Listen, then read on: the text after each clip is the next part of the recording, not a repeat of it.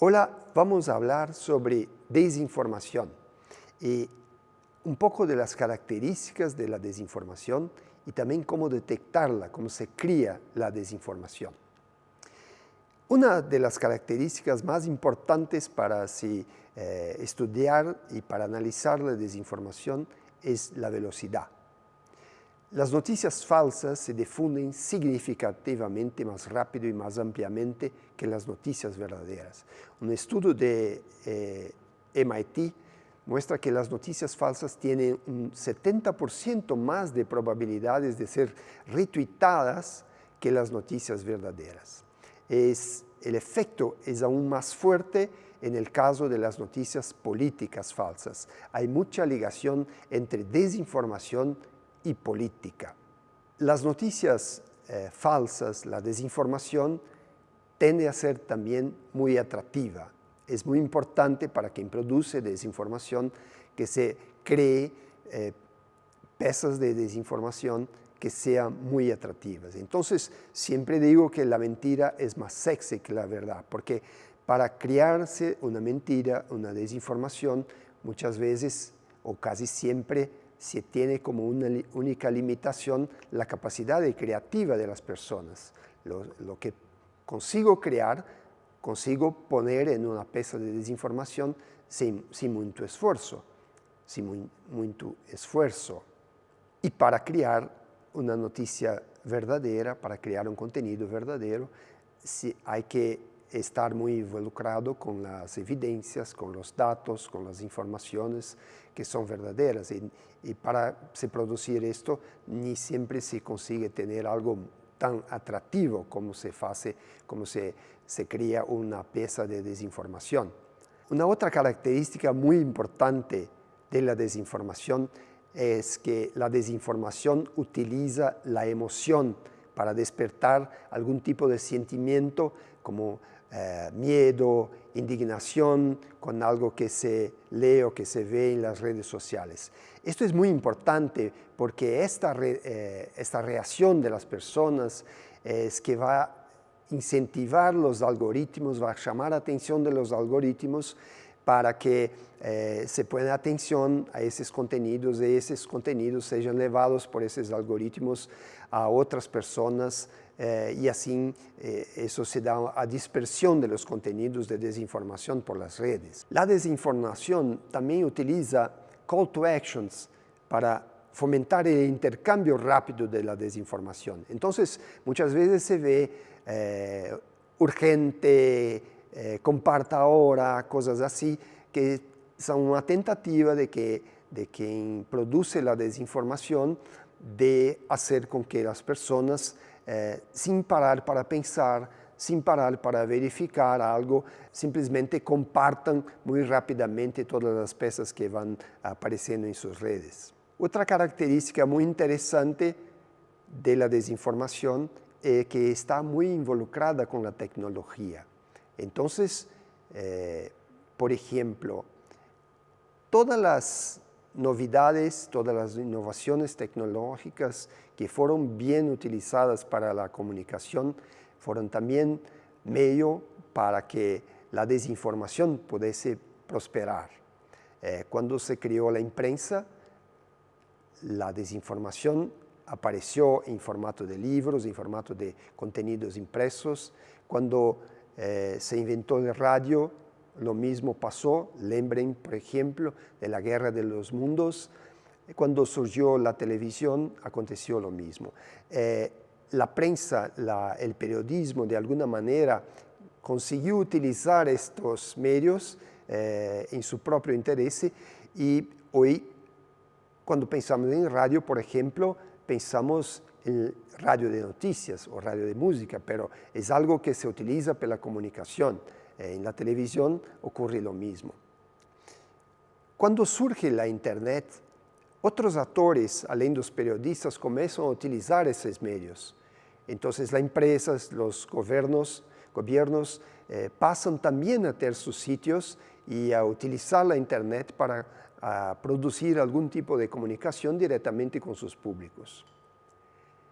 Nosotros no teníamos aún nos acostumbrado con la Internet, a utilizar la Internet, a tener un letramiento digital sobre lo que pasa en la Internet, en los sitios de Internet, surgen las redes sociales.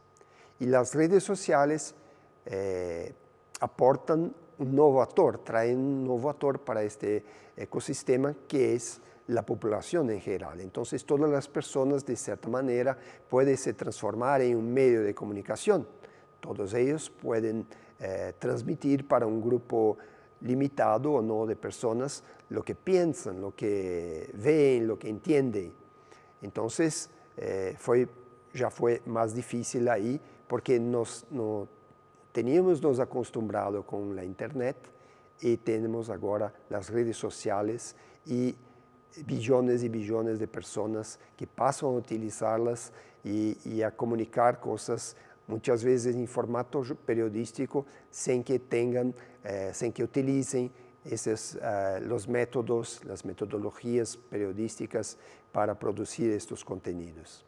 Después surgen los aplicativos de mensajerías que dan las mismas posibilidades sin que este contenido sea percibido muy fácilmente por algún periodista, algún medio de comunicación. Entonces no hay una interceptación, no hay una mediación en ninguna parte de eso porque las personas postan y otras personas reciben esa comunicación sin que pase por cualquier mediación. Y ahora también ainda no sabemos exactamente cómo lidiar con esto y las personas siguen sin tener un letramiento mediático, un letramiento digital para utilizar esas cosas y nos surge la producción muy poco costosa de la inteligencia artificial. Entonces, hasta un cierto punto, conseguimos lidiar bien con la tecnología, tuvimos tiempo para nos acostumbrar, para aprender a utilizarla y ahora no hay más tiempo, no hay más tiempo.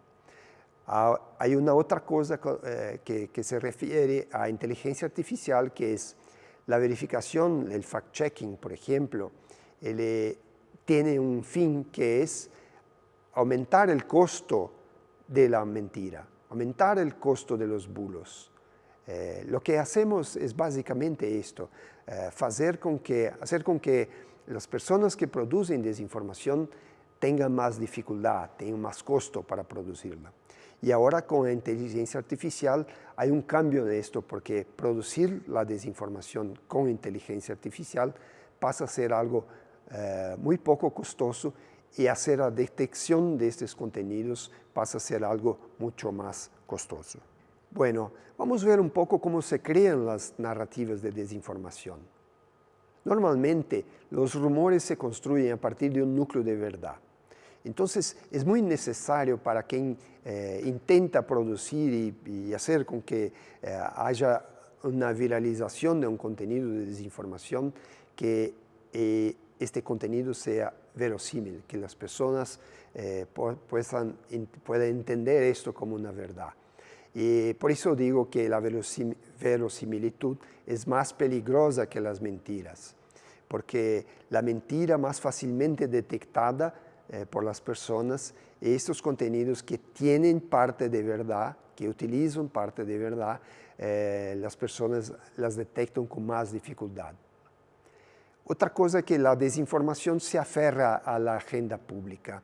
Es importante esto porque los temas que son, por ejemplo, los trending topics de Twitter o los temas que están más siendo hablados, más siendo tratados, incluso en los medios noticiosos, son aquellos que van a servir para la creación de la desinformación. Voy a darles un ejemplo. Ustedes solo van a ver desinformación acerca de una encuesta electoral, por ejemplo, cuando se noticia o cuando se acabó de noticiar una encuesta verdadera. Entonces, esos productores de desinformación cuentan con el conocimiento que se tiene, el conocimiento muy básico, muy sencillo de algo que está aconteciendo. Entonces producen esos contenidos porque es más fácil que vamos a entenderlos como algo verdadero. Otra cosa es que las narrativas engañosas siembran dudas, muchas veces utilizando solamente contenidos verdaderos, pero haciendo justaposiciones de los textos, haciendo o provocando algún tipo de interrelación entre ellos que parezca que sea algo o verdadero o algo que se siembra alguna duda. La desinformación también se mueve en olas, entonces dependiendo de cómo se da la agenda pública, de cómo vuelvan esos temas que se hablan en la sociedad, la desinformación también vuelve muchas veces utilizando otras plataformas, otras veces utilizando distintos formatos en las mismas plataformas.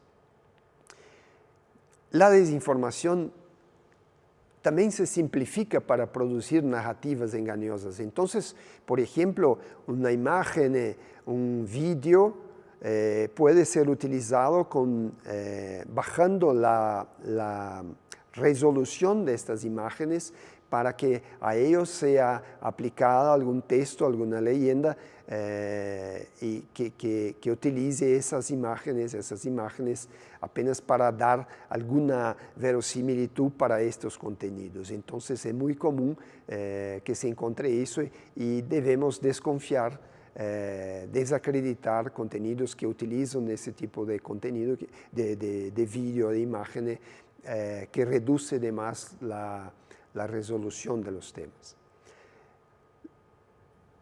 Y la falta de información provoca malas interpretaciones. Entonces, muchas veces, intencionalmente o no, las piezas que circulan en las redes tienen poquísima información, pero hacen afirmaciones que muchas veces le llevan a las personas a acreditar en aquello sin que se pueda, con la falta de otras informaciones, hacer la mejor verificación de los contenidos. La desinformación es un proceso que comienza con el aislamiento del ciudadano en grupos cerrados y comprometidos con una visión partidista de la realidad. Entonces, los productores de desinformación llaman la atención de las personas con contenidos muy emocionales, repiten estos contenidos por algunos tiempos, hacen con que las personas comiencen a interagir apenas con personas que piensan de la misma manera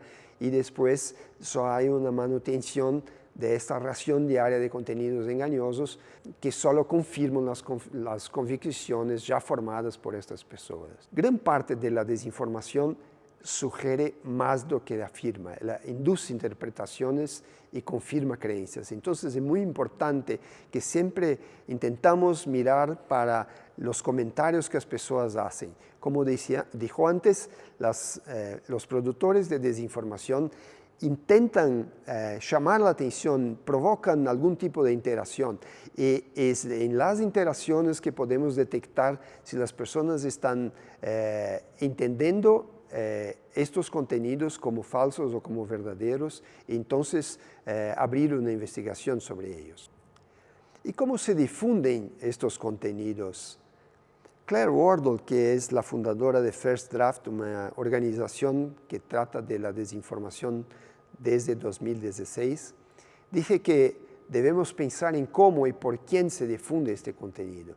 Y ella enumera algunos vectores que son muy importantes. Las personas que comparten inconscientemente en las redes porque fueran engañadas de las propias. Los periodistas, nosotros también, que bajo la presión de reportar información que surge de las redes sociales en tiempo real, terminan ampliando el alcance del contenido engañoso. Eso es muy común, es algo que tenemos que evitar. Grupos que deliberadamente intentan influir en la opinión pública y redes de bots y fábricas de trolls que difunden sofisticadas campañas de desinformación.